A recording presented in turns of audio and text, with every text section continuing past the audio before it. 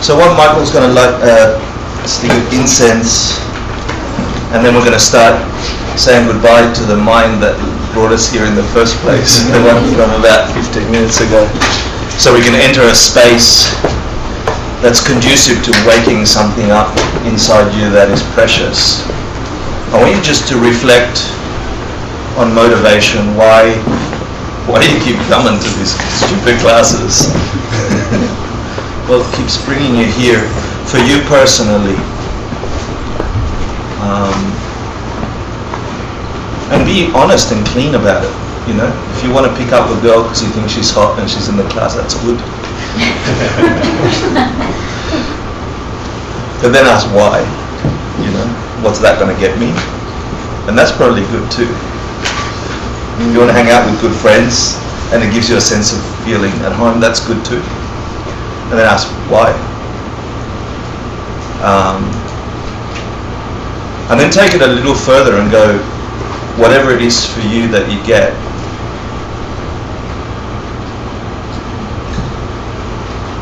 how many more times can you do that before you can't sit like that anymore?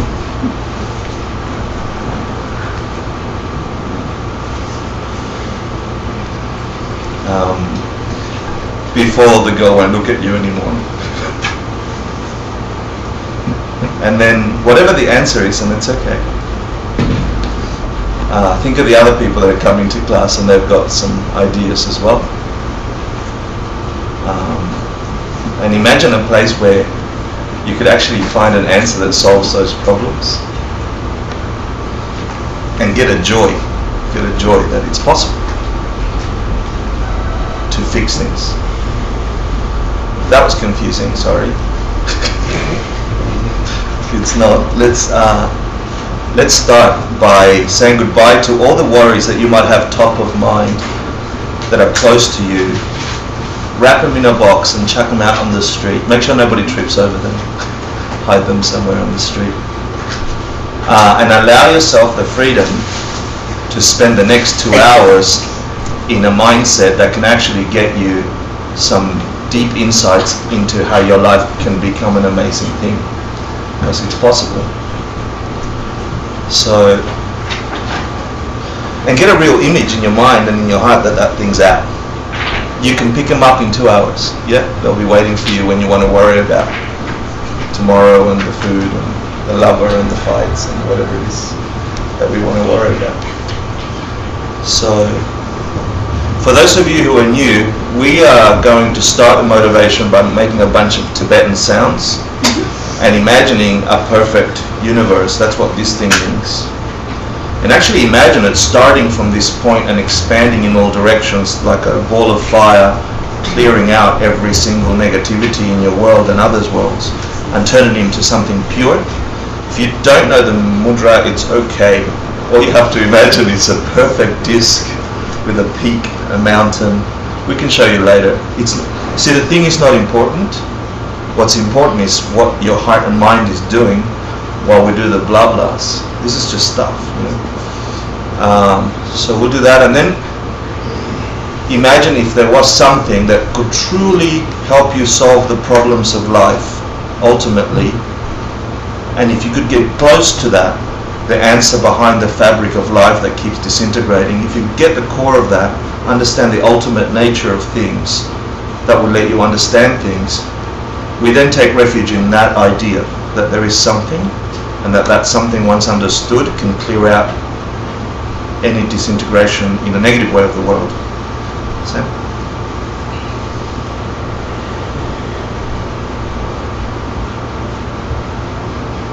Sashi Gokir Jushin Metotram Riravunshin Dempadi Sangha Shindu Mite Vivargi Drokun Nanda Shinati Parsho Idam Guru Ratnamandala Kamnimatayami Sanghe Chudang Soki Shognam Long Jongchu Bardu Dakni Gyapsuchi Daki Shunyeng Gipe Sonam Ki Shrola Kanchir Sangha Trupasho Sangye Chudam Soki Chognam Nam Jongchu Bardu Dakni Gyapsuchi Daki Shunyeng Gipe Sonam Ki Shrola Kanchir Sangha Trupasho Sangye Chudam Soki Chognam Nam Jongchu Bardu Dakni Gyapsuchi Daki Shunyeng Gipe Sonam Ki Shrola Kanchir Sangha Trupasho.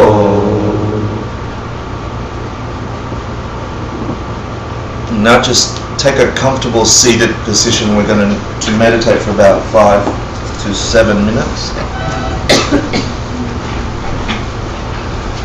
The idea again is just to have your back straight, your knees or legs forming a triangle for the base of your spine. The base of your spine a little bit higher than the front of your legs. So you're sort of curled forward at your hips slightly. That should prompt your back to be straight. Your hands in a warm climate could be out to the sides like this or like that. Or if you're a traditionalist, left hand, right hand, thumbs touching ever so slightly. There's reasons for all this stuff, I will talk about later. Your chin parallel to the ground, your eyes slightly shut or slightly open, enough to let in light but not shapes. For those of you who have those beautiful telephonic devices, they're off, I assume.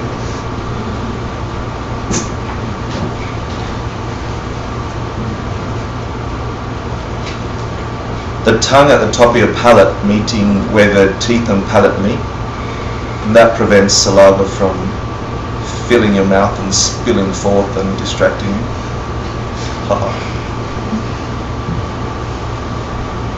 And start bringing your attention of your awareness inward. Start sensing the edges of your skin, the position of your body in space, the places where your body touches the ground and cushion. Sense the places of your body that have tension, like your frown. Allow your mouth to smile slightly, it's easier. And just become aware of where you're at in space. Everything else you can pay attention to later in 7 minutes. For now, it's just you.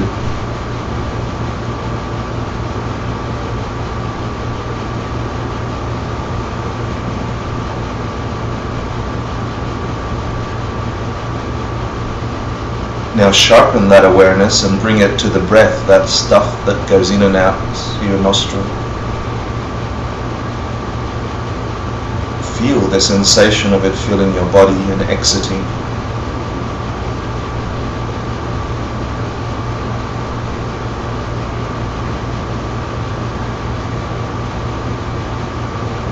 Don't control your breath, just naturally let it in and out. On the in is a count to 1, on the out is and, on the in is 2, on the out is and like that, just observe it and count it. If your mind gets distracted from anything other than the sensation of your breath, that's okay. Just start counting from 1 again until you get up to 10. We'll do that for a few rounds.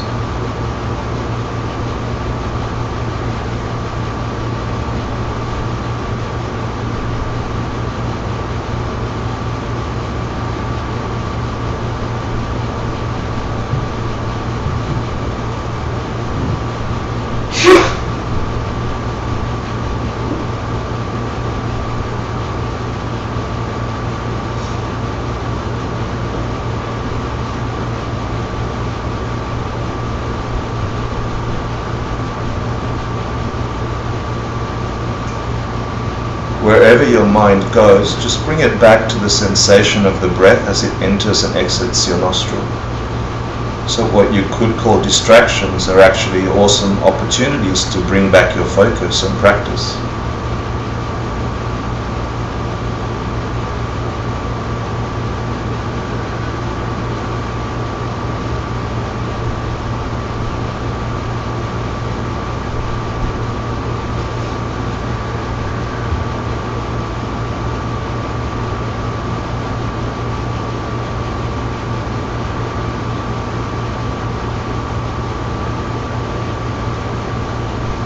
Now check your frown for any tension and release it. Your eyelids, the top of your eyelids, your jaw.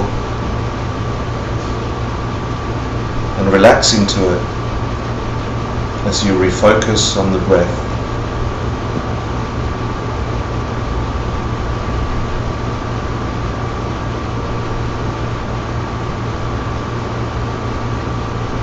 Now we turn that focus into imagining the most awakened being you can imagine, the being or person, deity or whatever you imagine that is most evolved form of consciousness, and invite them to come in front of you in whatever form you see them. If you can't picture them, that's okay. Feel the sensation of them close to you. It's just you and them. If they're sitting in meditation posture in front of you, imagine the closeness by feeling the sensation of their knees touching your knees as you sit mirror-like in front of each other.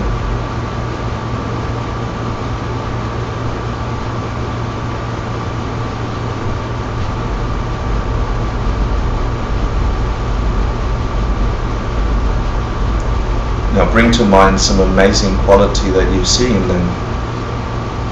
Some wisdom, some compassion, some love.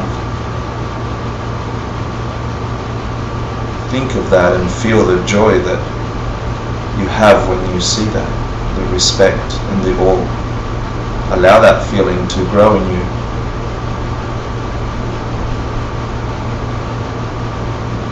It brings you closer.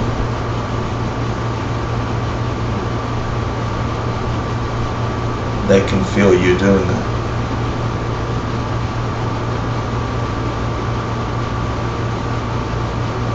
And as you get closer, offer them something of beauty. It doesn't have to be anything real. It could be a skyline of a planet with 3 moons. It could be a magnificent sunset, a flower, or a perfect moment. Whatever it is, hold it in your mind and offer it to them.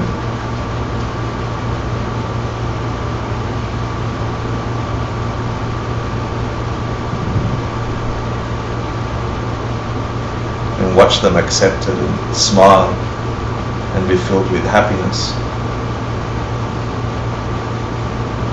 And you are closer together again.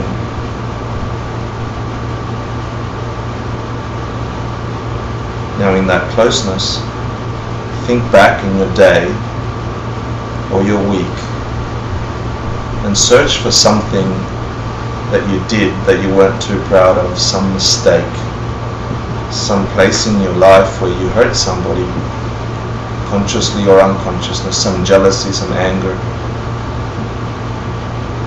And think for a moment that they can see it and you share it with them. And with their wisdom, you can see the results of that action in your mind. And when you see the results of that action, you have a deep sense of regret, a wish that you hadn't done those things, that you could take them back.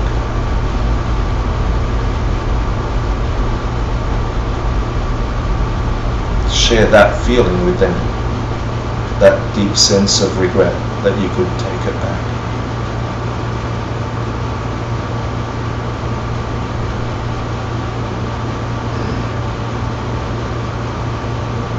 Make yourself a promise that for a time you will not engage in that activity, or if you could undo it, you would undo it.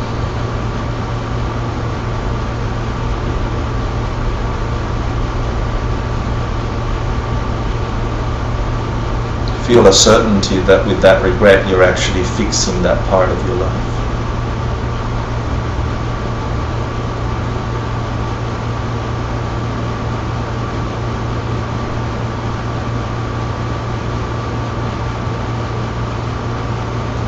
And that process brings you closer together to them. It's just you and them. And in this space, think of an incredibly beautiful thing, a precious thing that you did in the last day or week. Something that actually brought joy or happiness or love or intelligence into this world. You counteracted its natural tendency to turn things downward.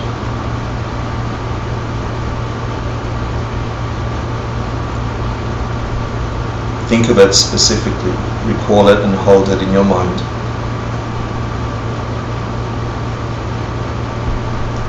Get the feeling of happiness that comes from having done that. Feel this good sense of pride, a joy, as you relive it. And share it with them. Let them see how you feel. Offer it to them. Be glad that the good results of that action will be spread throughout your world.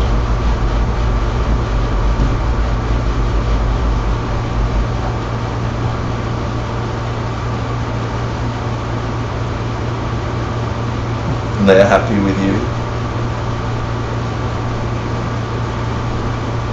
And you are closer still.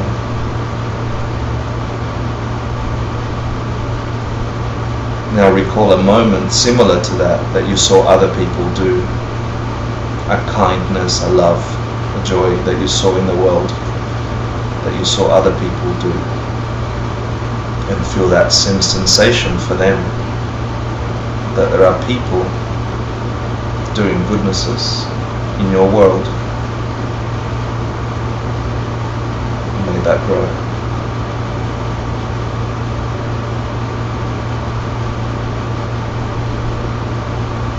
That brings you closer to them still.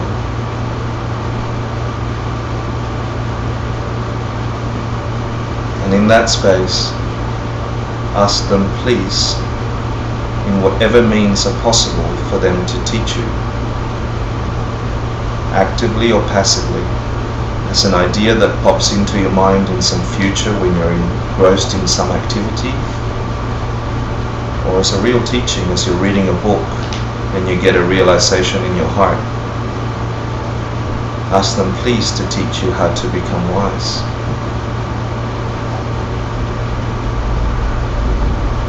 And they lean forward until your faces are almost touching and they agree.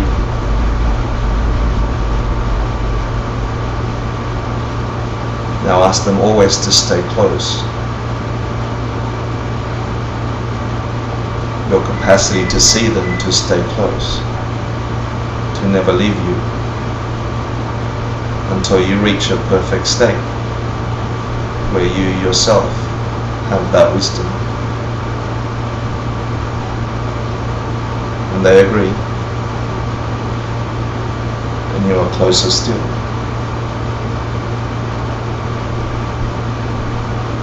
Now imagine them shrinking and turning, facing the same direction you're facing, and rising up above your head until they're about the size of a thumbnail, floating just above the top of your head, intense with wisdom and love. Every perfection in their body and mind. Whatever you can see in them is in you. Watch them grow as you realize that, in intensity. And keep them there for the remainder of your class. And when you're ready, you can open your eyes.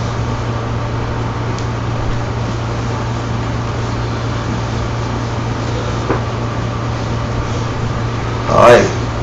Welcome to all the holy people in the room. Thank you for coming. It's very nice to be here again. Really, really nice. Homeworks and quizzes, are they done? Anyone need homeworks or quizzes? Is anyone doing homeworks or quizzes? Does anybody speak, or is this just me in the class projecting? Yeah, okay, great. I see some new faces in the room, so please don't get freaked out at all the blah blah. Yeah. This is class 6, is it? Class 6 of a 10-week course describing the principal teachings of Buddhism. And you know, when I first encountered Buddhism, that ism, I had no idea what it was, and I was very happy to reject it. And it took a while for my mind to change about what it was. The more I got to understand its depth and its implications on my life and on every life that I encountered, the more I became forcefully connected with it and still rejecting it, until some stuff happened, and then I get to tell people about it. So the first class we did out of these classes, and I'm not going to let people scot-free. Well, does anybody remember the first class? What did we cover? Yeah, this is an interactive class, correct.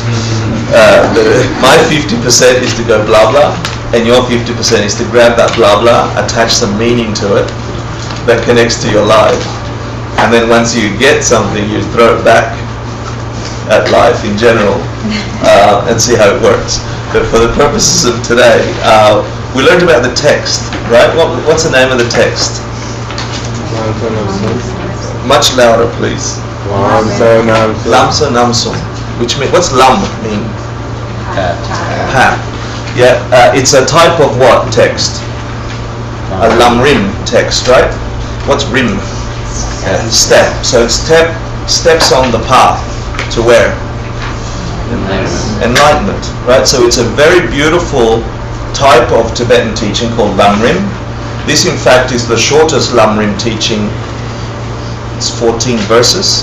It's tiny, but contained in those 14 verses is the entire essence of all the 84,000 teachings of the Buddha throughout his 51 years of teaching, and the 2,000 plus years of commentary that describe what the hell those teachings mean to a human life, to transform it from a life of this condition called, starts with S, samsara. We figured out what that was last week, right?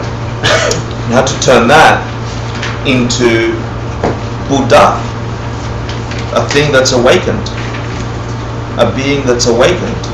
Awakened from what? Who said that? Samsara. Awakened from this crappy existence it's like we have this veil, and I like to think about it as, through the senses that interpret this life that we're living, that you're living, our senses are limited in the capacity of identifying what's really out there outside of you. And so just with your eye alone, you can only see that kind of range in the field or the range of light. There's ultraviolet, there's what other types? There's UV, X-ray, this light comes in that much spectrum, and we see it in this much spectrum. And we think everything we see is true and the way we see it. That alone, out of all the 6 senses, is already a mistake about how life is. We think what we see as life is life. We think the way the universe and reality exists is that spectrum. We are so certain of it. We live our lives acting upon that. The same for the auditory, olfactory, and all the other senses. Even the way we think, the prejudices in the way we think are absolutely true and right. And in fact, they're nothing to do with the way things are.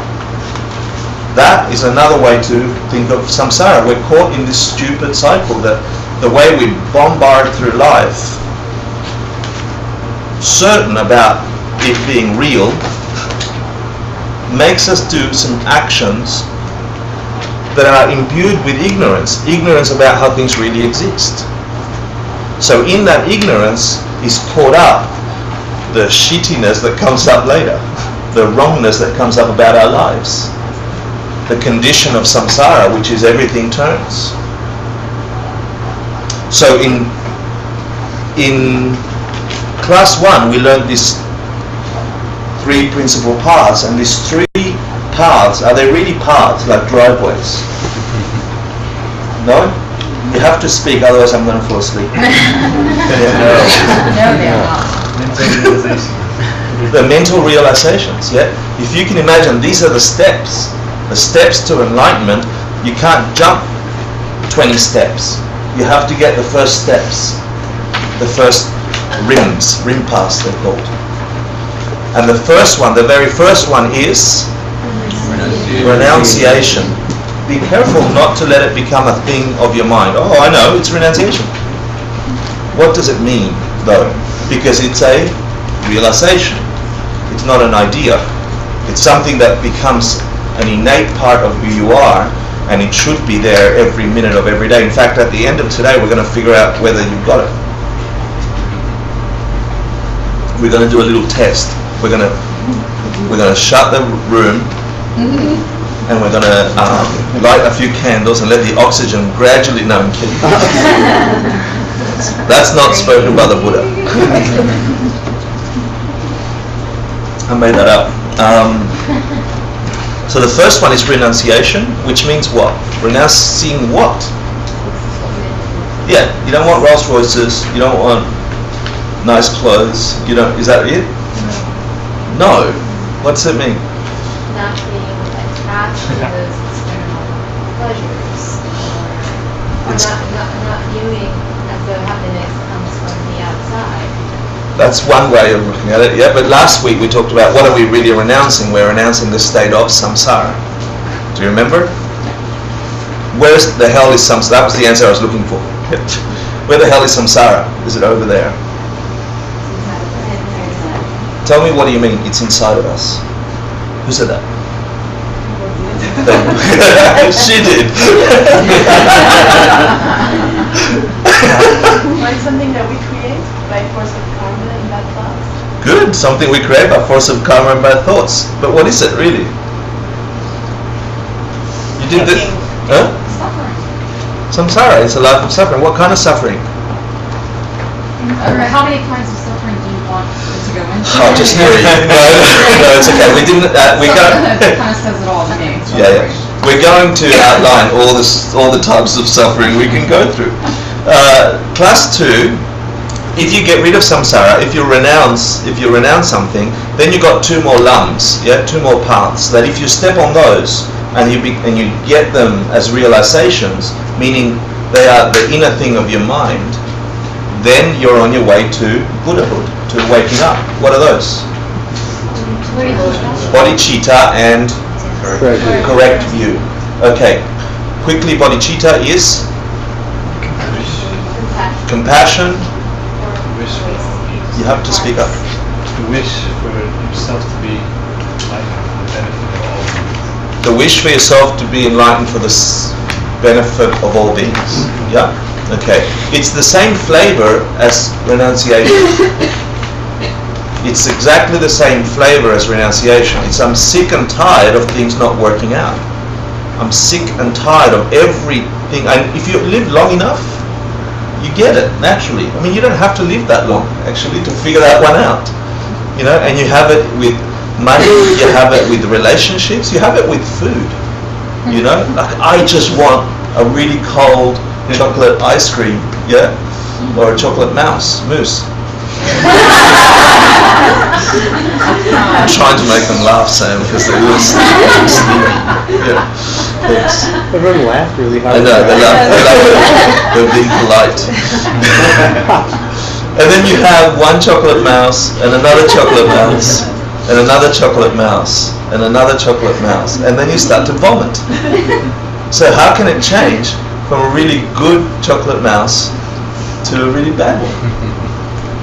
If it's the yumminess of mousse.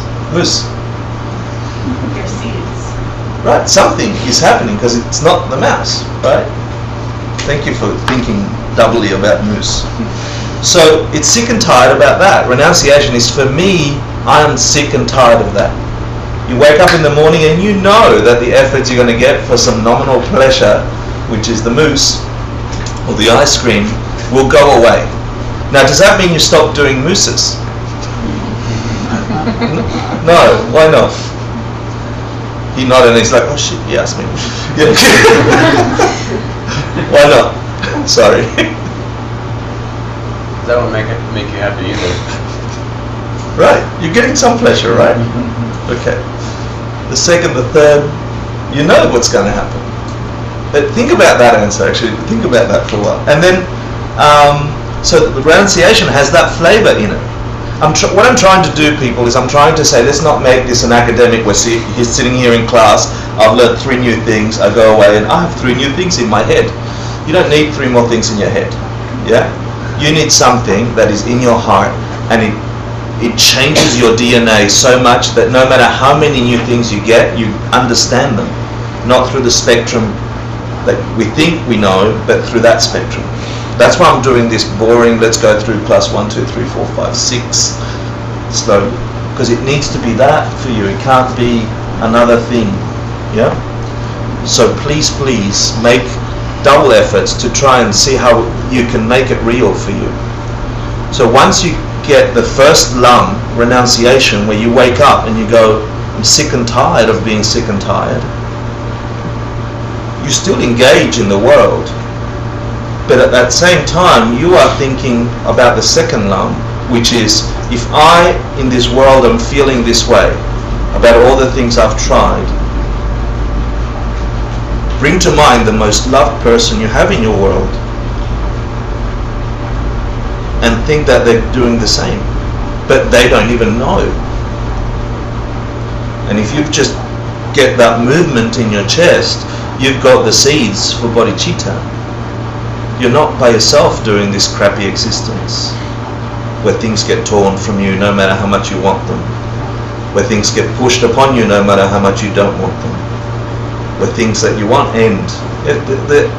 And I'm not saying it to be morbid, and I know last week was heavy, and that wasn't the point of it. The point of it wasn't just to be heavy for the sake of it being heavy.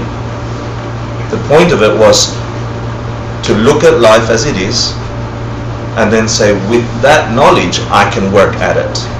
Pretending that things don't exist the way they do is utter ignorance. It's only going to give you bad results. I love we have our own Santra. So do you see how the flavor of the first and the second are exactly the same? One's towards me, I'm sick and tired, and then if you have a tiny bit of intelligence, you go, oh my God, I'm not by myself on the planet. You know, and then you have compassion, and you start building that, and there are techniques for building compassion. We're going to talk about that a little next week. Bodhicitta, that lung. And then wisdom. What does wisdom here mean? Oh, Understanding emptiness. understanding of emptiness. What's the understanding of emptiness mean? You know, because it's easy to use. If you've been in Buddhist classes for more than a couple of weeks, you can say the words understanding emptiness, but you can't forget what it means. Seeing that things are not coming at you from you. She said, seeing that things aren't coming at you from. But from you. But from you. Yes, so from you. I had a beautiful moment of that. I'm going to share. I had a beautiful moment of that. I'm catching the train, and there's this person that caught the train last week at the same time I caught the train. And of course, you know, when you see a person in the train that is looking at you and you're looking at that person, and so you have the little eye thing with the person, yeah? I don't know if anyone has met that kind of person before. Yeah? So you get a little butterfly, yeah, from the person. From the person, yeah? And so you get that 1 week, and then the second week that happens, you think, oh, I'm ready for the butterflies from the person, right? And then you catch yourself that sometimes you get the feelings and sometimes you don't get the feelings, and it doesn't come from the person. Yeah? But when you're involved in that little whirlpool of experience, you forget. Yeah? So you can think, oh, understanding where things come from, and then you look to your right and like, oh, thank you. Comes from them. But not them. You know, like, why not that person? And so I had a lovely moment where we bumped into each other after we got off the train for the second time. And although they were being nice to me, I knew it wasn't from them. Yeah? So I pushed them down the stairs. No.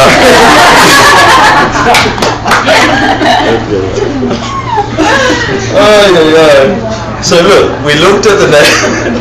We said that moving from a state of samsara to a state of Buddhahood requires these three paths, right? Renunciation first, then bodhicitta, and then wisdom, a real understanding of where things are coming from, which, by the way, has a little implication on re-understanding the first two, yeah? And that tends to be just a beautiful twist of the whole game. And then we said, well, okay, what produces the body of a Buddha in class 2? And do you remember? Collection of merit and collection of wisdom. One is the collection of merit produces what part of the Buddha? Physical body. The physical body. Yeah, you're all very quiet. Is it because the lights are dim? Can we undim the lights so we get a little more awakeness, or could this just be my karma? Yeah, I think Who's the twirly there? That one up. Those guys. Yeah, and that one up. Up high. Really bright. Yeah. Boy, that's it. We're awake. And the other one? No. That one. Thank you. Are we awake? Hello, ladies and gentlemen. Okay. So look, we then went on to prove that the collection of merit and wisdom are virtues, right? And that you can't get bad things from good things, and so you've got to get a bunch of good things to produce the ultimate good things, which are the body and mind of a being who is utterly wise, utterly compassionate, can be everywhere at once, that somehow can't do very much for other people. But we'll talk about that later. Omniscient but not omnipotent. And so we said, well, imagine that that's true, that you sitting in this room can, if you step on these rims, change the state of being from that constant disappointment, figure it out, the nature behind reality, use that knowledge to step on the next lum and the next rim and the next rimpa until you start seeing your life transform from disappointment to disappointment to many people on the train looking at you like that. And all the other blisses that can come from a nominal world, and then turn that and set it on fire and actually experience yourself and your world as a magic paradise, not a pretend, equally real to what you think this is real. When you wake up in the morning and you have a sense, the way you do now, that life is the way it is, but imagine with no pain but filled with bliss.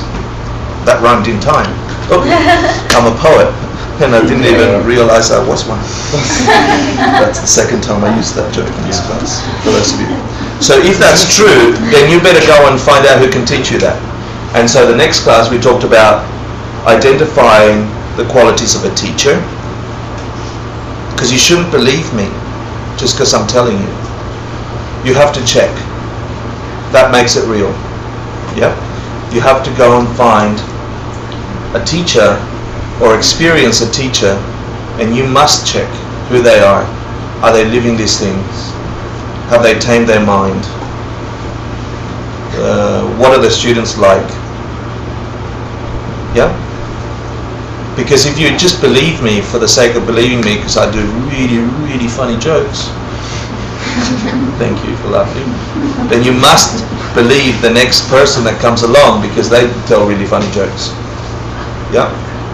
Unlikely to find a person funnier than me. But And then we talked about what makes an authentic student and what makes an authentic dharma, an authentic teaching that turns into realization. Do you remember that? What makes you an authentic student if you're an authentic student? You and me. Preconceived ideas. So coming into this room, you should what? Be open. Be open, not have preconceived ideas. Oh, I think I know what that's all about. Yeah? That doesn't mean you just become a zombie and just go, I don't know anything. You know, you should build on your ideas, but be open to explore. See, this is the beautiful thing about it. If you come with closed mind saying, I think I know everything in the world, you're unlikely to experience something outside that box. Duh, right? So as soon as you can open up your ideas around how the world operates, you're likely to get in data, then you can process them. Yeah, it's very simple. What's another quality of a good student? Intelligence. This for me is probably the most important part. Yeah, what kind of intelligence? It's not IQ. Spiritual. Who said that? Spiritual. Sort of. It's spiritual intelligence. No, it's the third one was spiritual aspirations, right? But this intelligence here means Tough question. And hold them and focus on them and use them. okay. Intelligence here means you have a logical understanding of something.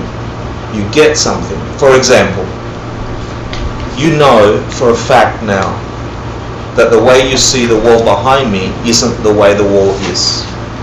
Your mind is telling you that that's the way the wall is. Yeah? You just added sound to your perception of sight about what this wall is like. It can't be that, because you're looking at it without ultraviolet and X-ray and all the other range of light that could be emitted or reflected from that stuff. Yeah? And it can't be that solid as you assumed you heard from the sound, because you haven't got the eardrum capacity to hear the extent or the range of sounds emitted, vibrations from that thing. It can't be. So already we're mistaken, even at a nominal level, without investigating deeper. But that is my reality. But that is my reality. That is your reality. Doesn't mean it's ultimate reality. So if I come here and I bring a bat who has a consciousness and an awareness of reality, this reality, that same wall, will they experience it exactly the same way as you do? Will they feel a brick? Probably will if they ran into it, but not the way you do. Yeah, they won't hear that. They can't see it. They will sense it through sonar. A totally different perception on this material. The way you experience this material, and I'm not going to go into it in too much depth, this is emptiness, yeah? The way you experience this material does not come from the material the way we think it does. We're forced to think that way. I think the lovely eyes and the lovely feel from the person on the train came from the person on the train. It could never have come from them. I think that the yumminess of the moose came from the yumminess of the moose. And if they were all produced at the same time and I ate one after the other, at some point from yummy it turned to vomit. It couldn't have come from the moose. It's simple. Yeah? So we have a range of perception that we think is reality. And based on that mistake, we act in the world. So the fact that our range forces us to experience our reality as the reality is what causes us a whole bunch of trouble. Understanding that intellectually first and then deeply as an experiential thing will free us from the thing that produces all bad results in the world. What was I talking about? The world. Intelligence. Intelligence, thank you. That was a test. I wasn't that intelligent. Intelligence means if you can understand that at whatever level you can, then you must behave towards the wall or the moose or the person on the train slightly different because you haven't got all of them. You don't see all of it. You don't understand all of it. The sensation you had about it, the feeling you had about it, the reaction you had about it came from you. So intelligence here means understanding a logic, understanding the way things are through logic and reasoning, and then acting upon the world with that, despite my reality forcing me to behave towards things in a certain way. In a more simplistic way, so we just went a little deep on emptiness, right? In a more simplistic way, it means these mini cycles we have in our lives. You like me, I like you. You don't like me, I don't like you. You throw something at me, I throw something at you. You push me, I push you. You hate me, I hate you. You punch me, I punch you. You steal from me, I steal from you. Those mini cycles produce bigger events of that same kind. Understanding that you cannot have a good result from a bad action. Once you get the depth of understanding of karma, you can't possibly have a virtuous feeling, a lovely feeling from a negative action. Yeah? So understanding that will necessarily stop you from behaving negatively towards the things that hurt you. They came from some hurt. Hurting another will produce more of that hurt you don't want in the first place. So understanding that logically makes you a good student.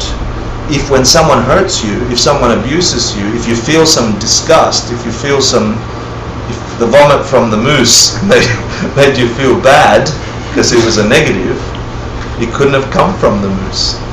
It came from some previous negative thing. Understanding that logically and acting upon the world that way makes you an intelligent student, an intelligent being. I have a question, but I hope it's a good answer that I can deliver. Yeah? I'm sure it'll be answered later, so if you want to postpone the answer, that's fine. But what if you have a good intention, and you do an action with good intentions, but somehow it caused something bad to happen? You mean like Hitler killing Jews? He had a good intention. He wanted to clean the world. He thought it was a good thing. He must have.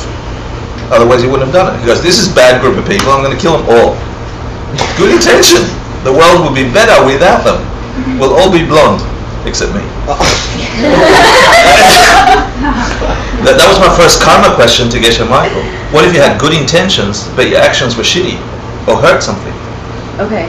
Yeah? Is that what you were asking or not? Yeah. That was a more extreme example than I thought. I wanted to be. Maybe it's more like you buy someone like a skateboard for a birthday present and then they break their leg. I like the Hitler one, but you know, Good action, bad result. yeah. You can't do a good action and get a bad result. The result, there's this time delay with karma. That's what I kept talking about, the soundtrack and the visual moving out of sync. And every now and then, when you know how to work it, they sync up, and you get a result from the karma you just experienced.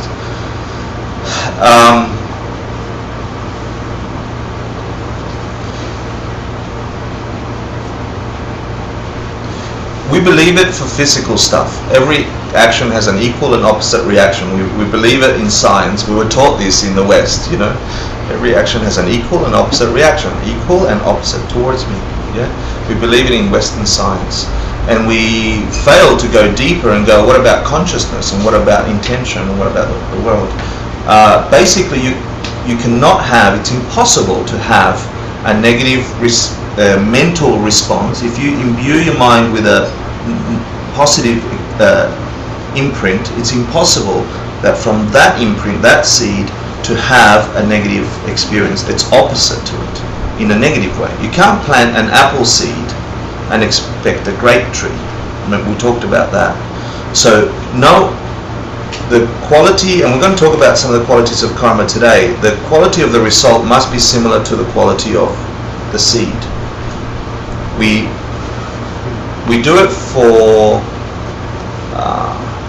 becoming certain careers in our life. You know, you try and get somebody to become a dentist, and so you send them to dental school, and they study a whole bunch of dentistry stuff, and the results of that are all dentistry-like, and they end up spending a whole life focusing on teeth.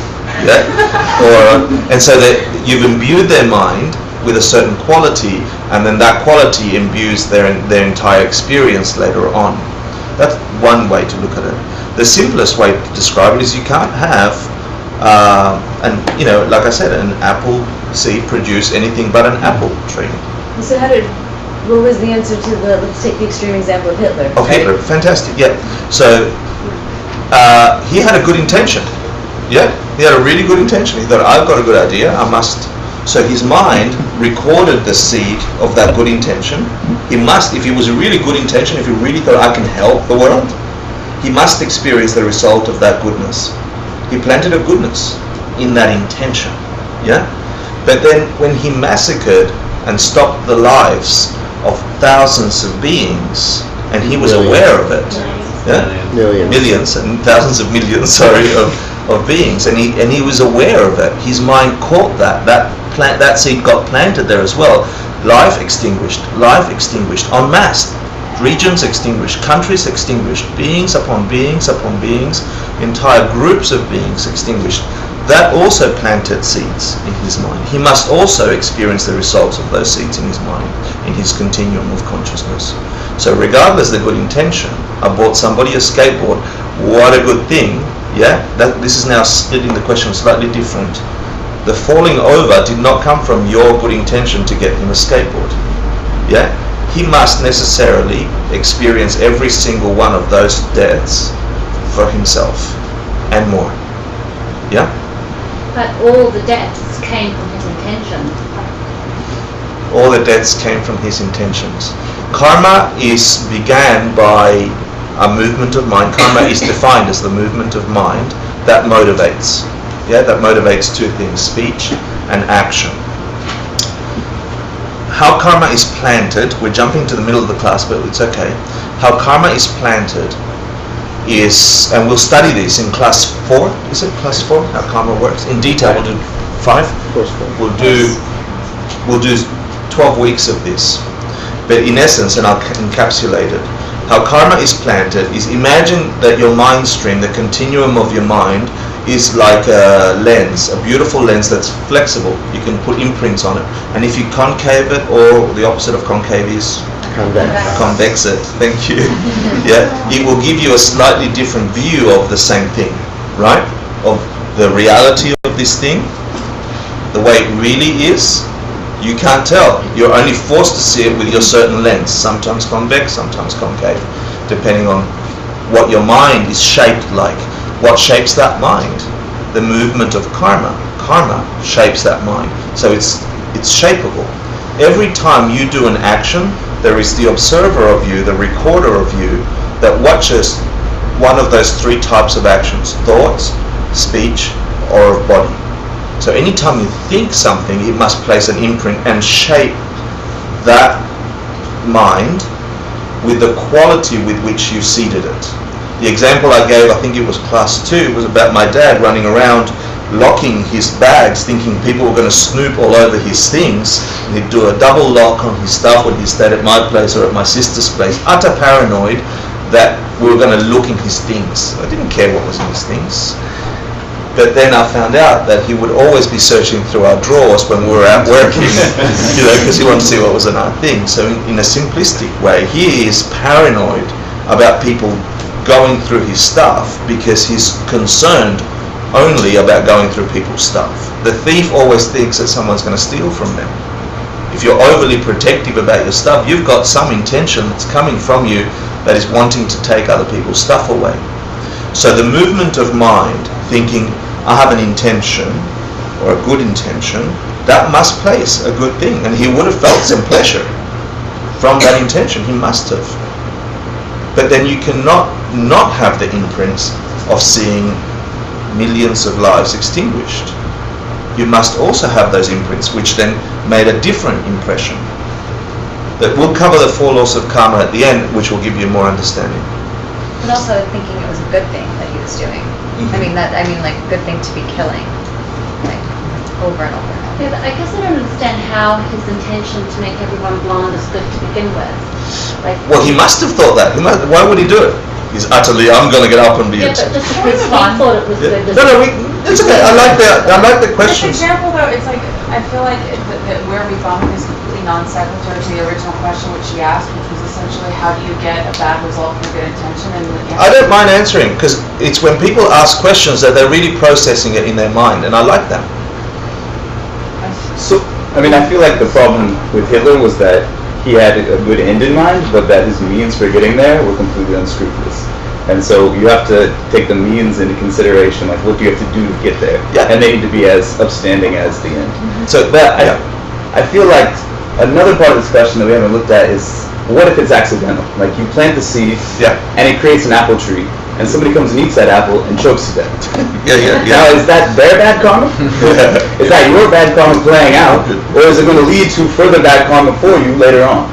The answer, that's a good question. We'll cover it in detail when we do the laws of karma.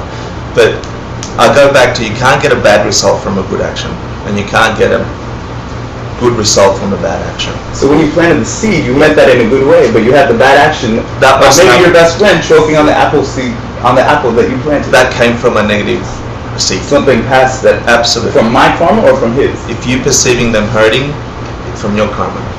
Yeah. And if they're perceiving themselves hurting, from their karma. I guess. And if you it depends on how both painful the choking to death is. Right. Well, you know, It's a like, long process. some people have had bad experiences and experienced them as a bliss. Yeah, I don't know if any of you have had a traumatic experience, and through the trauma, you have a bliss. You have a depth of understanding about the world that you never had before. And so do you call that a negative result or a positive result? But you might be able to watch them and go, oh my God, they're choking to death. What a pain in the ass I am. I'm a horrible friend. I'm a shitty friend. I'm terrible. Blah, blah, blah. They're choking. And they might be having one of those transcendental experiences that forces them to get to a realization of how precious my life is. Oh my God, I've got to do something meaningful with my life. You don't know. Did you cause that for them, or did they cause that for them? And we don't get to know. Well, Not until the you end. can get to know at the end.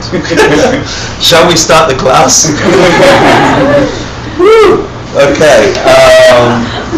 So I was lucky enough to go to Arizona last week and with some of you, and just and got to hear the in-depth explanation of the Lamrim Chemo by Pabongka Rinpoche, taught by Geshe Roach, who's coming to town tomorrow or Sunday. So we'll talk about that in the break. Please come to that teaching. It's incredible. It's going to be incredible. But when Pabongka Rinpoche did a 21-day explanation of a Lamrim, and in that time he spent nearly the entire first day talking to thousands of people, and he said to them, consider your motivation for listening to this thing. For the entire first day. He didn't even cover the beginning of the text to say, what are the three principal paths? Yeah? How do they work together to produce a Buddha? He didn't go to any of the stuff we covered on class 1, 2, and 3 until the very end of the first day. He said to the audience, what are you going to use this for? What brought you here? Because if you understand that deeply for you, then what you do with the stuff that you get is going to have the impact that will resound throughout your whole experience. It's not just more stuff. So understanding your motivation, I want to share that with you because that touched me deeply. I'm thinking an entire day he's lecturing a bunch of Tibetan lay people and Tibetan monks and nuns in the 1920s about think twice why you're here. Think really what this can do for you. Are you going to use it for something? I think some of the examples he used, are you going to use it for something stupid and personal that you can't take beyond this life? When you stop being healthy, are you going to use it to be a big lama and go and teach some people so you can get great gifts and go, haha, I know some depths of the Lamrim as learned from Pabongka Rinpoche? Are you looking for some secret in it that you can go and sell off when you go to Mongolian homes and get money for reciting texts, and now I've got a new text I can recite? He says, what are you using this for really? And then the example for us is, what do we use this information for in our lives? Because if it can transform utterly your experience of this life from suffering to meaning, or you can get a better job because of it, because you understand how things work a little bit better, or you can pick up in class. I mean, what are we using it for really? If you understand that, you'll be here for the long run. So last class, we talked about the motivation to stop desire for this life. We talked about 2 rims, 2 steps that could get us to stop desire for this life, for the seemingly good things of this life. Do you remember what they were? Leisure and fortune. An understanding of our leisure and fortune, which means what? It will never. That the stuff doesn't matter. Sorry? The stuff doesn't matter. But it's hard to get, and it's, won't last. Yeah, the things here don't last, and they're hard to get. But despite that, we are so utterly fortunate to have found a place in the entire mass of humanity, insects and animals on this planet. If you just take of beings in this plane alone, how lucky are you? How lucky are we to have health, to have clothing, to have a mind that is not crazy, to not hear voices all the time.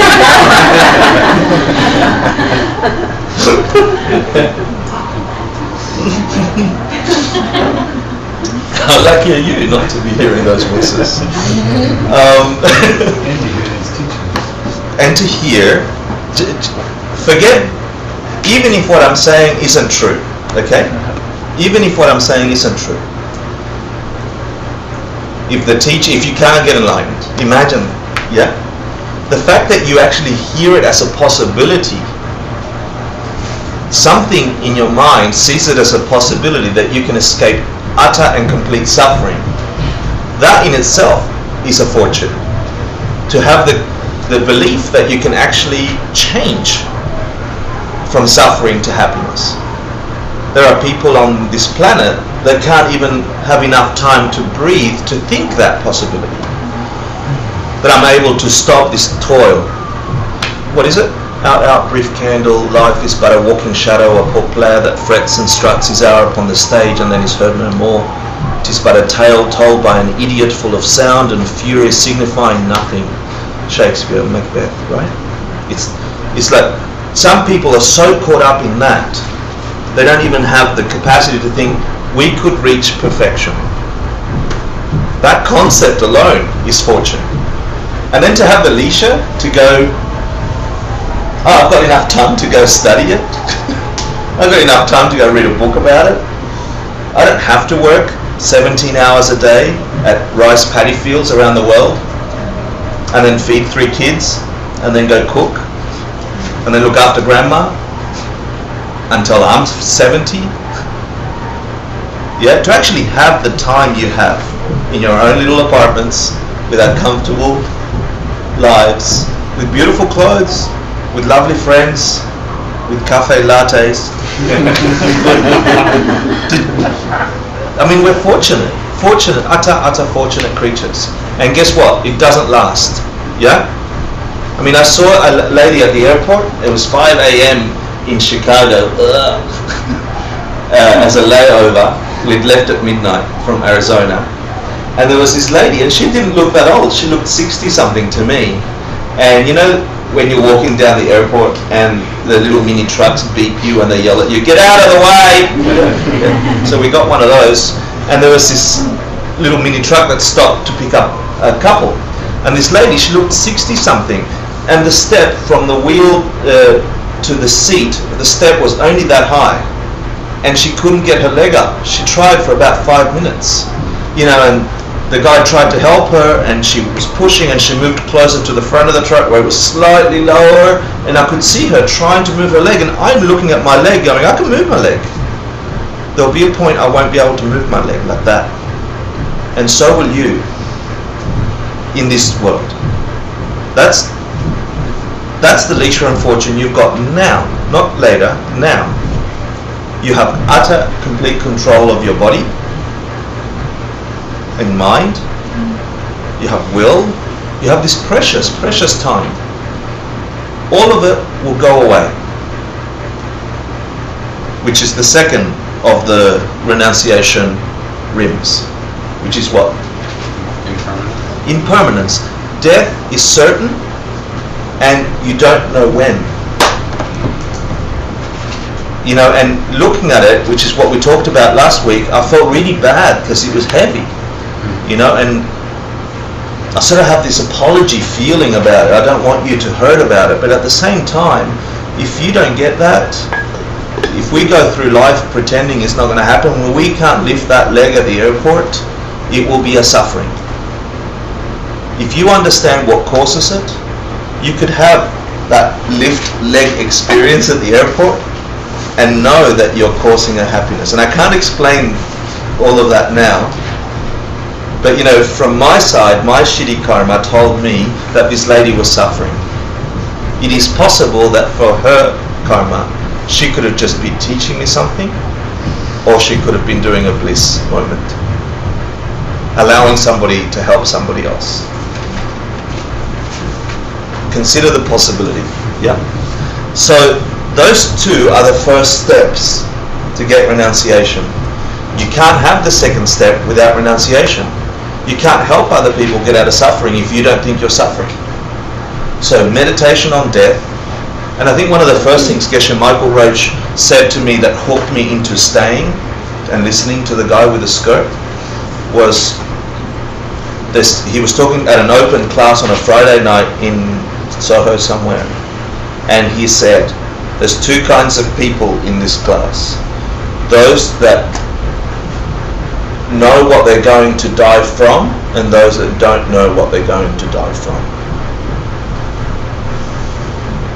And I thought, which one am I?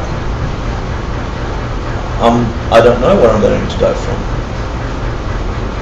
You know, and I knew there was a lady there with cancer, and I knew that she knew, and that really woke me up. That gave me the beginning of the first rim. Yeah. It was a horrible realization that came into my heart, because I knew what she was thinking. But I thought it was even worse to not know, because the second part of not knowing is you don't know when. And so Pabongka Rinpoche in his text talks about this idea. If somebody came to you and said, I will kill you in the next 30 days, I'm going to break into your home late at night while you're asleep and I'm going to mutilate you, and you knew this, would you wait to the 29th day before you made your home safe from break and enter, before you put bars up on the windows and locks on your doors? Would you go home that night and just rest easy with the normal locks and windows you have if you knew they were coming sometime in the next 30 days? What would you do? So Pabongka Rinpoche says it's stupid to wait till the 29th day. Don't wait till the 29th day to do something, because they're coming, you just don't know when. It's the same thing. And guess what? There's 30 people, 40 people in here? You're getting this idea in your mind. Think of all the people you know that don't even have this idea. Right? Let's go party tomorrow, Friday night. Right? You don't know when it's coming. And you know plenty of stories of people who have had that visitor before it was time.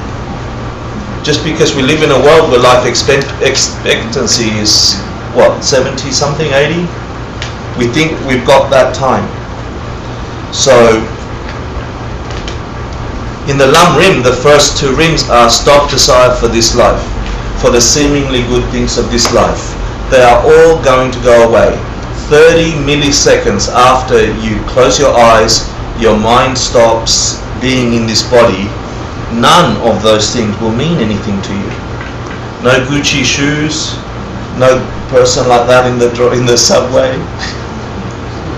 That doesn't mean you can't enjoy it, by the way. It's not to get you upset. It doesn't mean you can't enjoy it. But they can't mean anything 30 seconds after you go. And then here comes the second rims, which is now we're beginning class 6. How to stop desire for future lives. And who here believes in past and future lives? Liars! No. Who here? Who really believes that though? Really, really?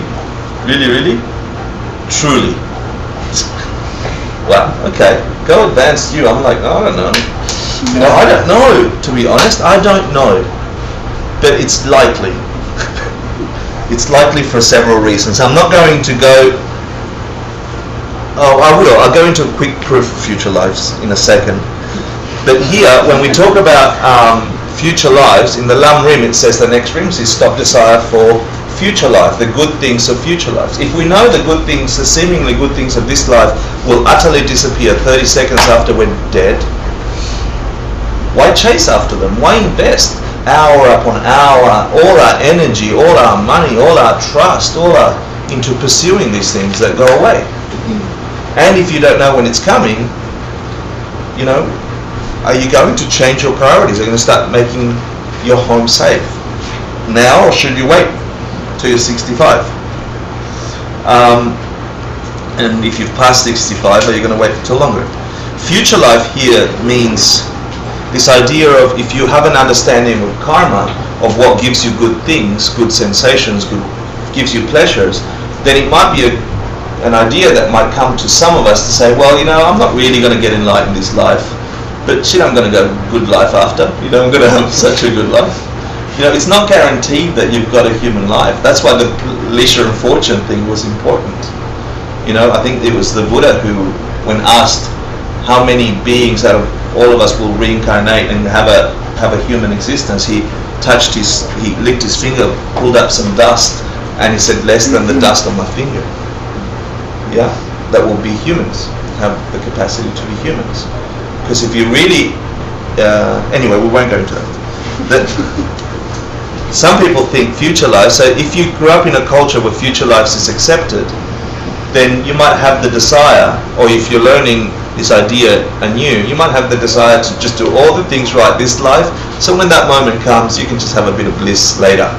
Yeah, you're going to have the perfect girlfriend, the perfect boyfriend, the perfect health, the most beautiful body, all the money in the world, lovely aeroplane jets, lots of mooses. But, you know, they all go away anyway, in that life too. So it's a little bit of a dull question. So then, how else do you stop desire for future life? Future life here also means that feeling that you see in older people, and as we get older, that we get a little spiritual. You know, you see the 90 or 80-year-olds go to church all of a sudden that never went to church before. And they start thinking about that thing that happens to me after I close my eyes. And so there's a selfishness about that. There's a desperate selfishness that comes with old age and some sicknesses. And you go, I want to have whatever it is. I want to go to heaven, for us it might be. You know, I want to be a good boy. And it's a little late if it comes from that desire. So here we talk about, you know, stopping desire for future lives.